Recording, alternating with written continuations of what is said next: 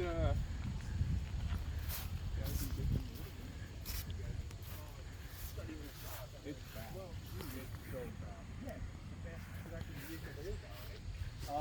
fast truck. Probably not the production. It's probably too fast.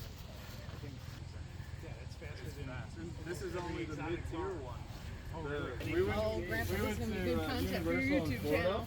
And I had just gotten this, and this will launch faster than those roller coasters. Yeah. Yeah, it's fast. So this is funny. Yeah, everything's.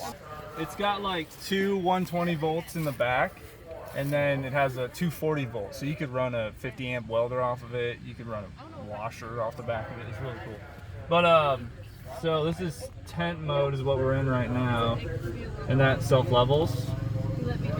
But this is just going back up to high, and then it'll go all the way down to 7 inches. It'll go all the way up to 17. So it's got a lot of.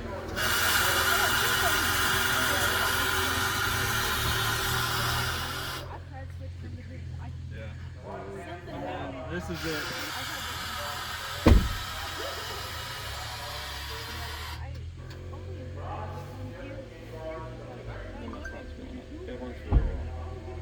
And then like when I load the bikes up, I'll drop